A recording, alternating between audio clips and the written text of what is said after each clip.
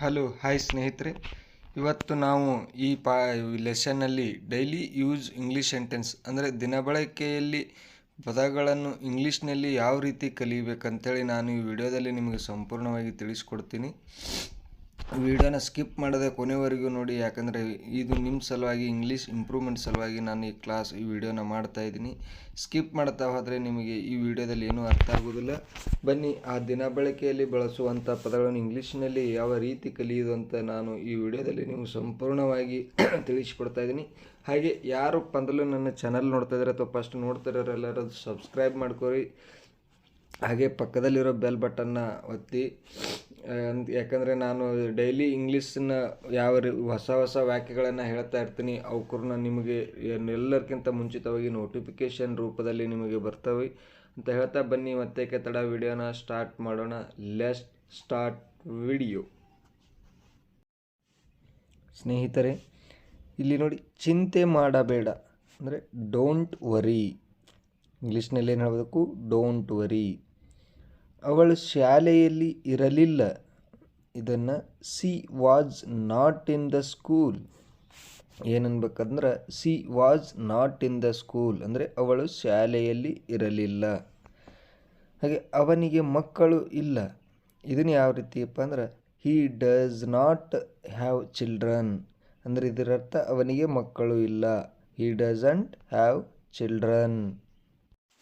Next, ಅದು ಸತ್ಯ. That's true.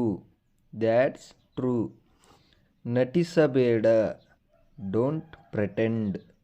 ನಟಿಸಬೇಡ ಅಲ್ಲಕ್ಕೇನಂತೇವಪ್ಪ ಅಂದ್ರೆ ಡೋಂಟ್ ಪ್ರಿಟೆಂಡ್. ಅಲ್ಲಿ ನಿಲ್ಲು. Stop there. ಅಲ್ಲಿ ನಿಲ್ಲು ಅಂತ ಕೇಳೋಕ್ಕೆ ಸ್ಟಾಪ್ ದೇರ್ ಅಂತ ಹೇಳ್ತೀವಿ.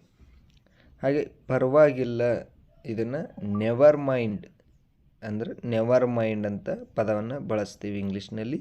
ಅದು ಸರಿ. That's right. ಅದು ಸರಿ ಅಂತ ಹೇಳೋಕ್ಕೆ ದ್ಯಾಟ್ಸ್ ರೈಟ್ ಅಂತ ಇಂಗ್ಲೀಷ್ನಲ್ಲಿ ಕರಿತೀವಿ. ಹಾಗೆ ಕೇಳಬೇಡ. Don't ask. Don't ask. ಕಾಳಜಿ ವಹಿಸು. Take care. Take care. ಸ್ನಾನ ಮಾಡಿ. Take bath. Take bath. ಅನುಮಾನವಿಲ್ಲ. No doubt. No doubt. ಇಲ್ಲಿ ಯು ಸೈಲೆಂಟ್ ಆಗ್ತದೆ, ಅದಕ್ಕೆ ನೋ ಡೌಟ್. ಬಿ ಸೈಲೆಂಟ್ ಆಗ್ತದೆ. ಹೋಗ್ತಾ ಇರು.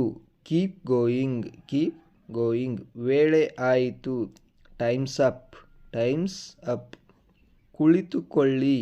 ಬಿ ಸೀಟೆಡ್ ಅಂದರೆ ಕುಳಿತುಕೊಳ್ಳಿ ಅಂತೇಳಿ ನಾವು ಹಿರಿಯರಿಗಾಗಲಿ ಸಂಬೋಧನೆ ಬಹುವಚನ ಪದ ಬಳಸುವಾಗ ಇಂಗ್ಲೀಷ್ನಲ್ಲಿ ಬಿ ಸೀಟೆಡ್ ಅಂತ ಹೇಳಬೇಕು. ಅದನ್ನು ಈಗಲೇ ಮಾಡು. Do it now. Do it now. ನನಗೆ ದುಡ್ಡು ಬೇಕಾಗಿದೆ. ಐ ನೀಡ್ ಎ ಮನಿ ಅಂದರೆ ನನಗೆ ಹಣ ಬೇಕಾಗಿದೆ ಅಂತ ಕೇಳುವಾಗ ಐ ನೀಡ್ ಮನಿ ಅಂತ ಹೇಳಬೇಕು. ಏನಾದರೂ ಹೇಳು. Say something. Say something. Next, ಅವಳು ನಿನ್ನಂತೆ ಕಾಣುತ್ತಾಳೆ. ಸಿ ಲುಕ್ಸ್ ಲೈಕ್ ಯು ಅಂದರೆ ನಿನ್ನಂಗೆ ಅದಾಳ ಅಂತ ಹೇಳ್ತೀವಲ್ಲ ಆಡು ಭಾಷೆ ಒಳಗೆ, ಹಾಗೆ ಸಿ ಲುಕ್ಸ್ ಲೈಕ್ ಯು. ಅವಳ ಬಗ್ಗೆ ಕೂಡ ಯೋಚಿಸು. Think about her also. Think about her also. ಅವಳು ತುಂಬ ಮಾತನಾಡುತ್ತಾಳೆ. She speaks a lot. She speaks a lot. ರಸ್ತೆ ಎಷ್ಟು ಅಗಲವಿದೆ. How wide is the road. How wide is the road. ನೀನು ಎಷ್ಟು ಎತ್ತರವಿದೆಯ. How tall are you. How tall are you. ನಿಮ್ಮ ಮನೆ ಎಷ್ಟು ದೊಡ್ಡದು. How big is your house. How big is your house ಅಂತ ಇವು ನೋಡ್ರಿ, ಇವು ಕಾಮನ್ ಡೈಲಿ ಬಳಸುವಂಥ ವಾಕ್ಯಗಳು. ಇವಕ್ಕೂರ್ನ ನೀವು ಚೆನ್ನಾಗಿ ಅಭ್ಯಾಸ ಮಾಡಿ ಇಂಗ್ಲೀಷ್ನ ರೂಢಿ ಮಾಡಿಕೊಳ್ಳಿ. ಅವನ ಹತ್ತಿರ ಕಾರು ಇದೆ. ಇದನ್ನು ಯಾವ ರೀತಿ ಕೇಳಬೇಕಪ್ಪ ಅಂದ್ರೆ he has a car. He has a car. ಅವನ ಹತ್ತಿರ ಕಾರು ಇಲ್ಲ. ಇಲ್ಲಲ್ಲಕ್ಕೆ he does not have a car. He does not have a car.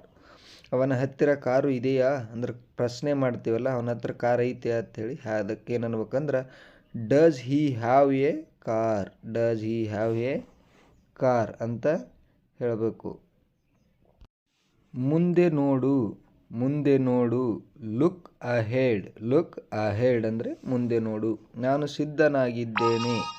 I am ready ಅಂದರೆ ನಾನು ಸಿದ್ಧನಾಗಿದ್ದೇನೆ ಅಂದರೆ ನಾನು ತಯಾರಾಗಿದ್ದೇನೆ ಅಂತಲ್ಲ, ಐ ಆಮ್ ರೆಡಿ ಅನ್ನೋ ಈ ಪದನ ಯೂಸ್ ಮಾಡಬೇಕು. ಯಾರೂ ಕೇಳಲಿಲ್ಲ. Nobody asked, nobody asked. ಯಾರೂ ಬರಲಿಲ್ಲ ಅಂದರೆ ಯಾರೂ ಬರಲಿಲ್ಲ ಅಂತ ಹೇಳ್ತೀವಲ್ಲ, ನೋಬಡಿ ಕಮ್, ನೋಬಡಿ ಕೇಮ್. ಅದನ್ನು ತನ್ನಿ, ಅದನ್ನು ತನ್ನಿ. Bring that, bring that.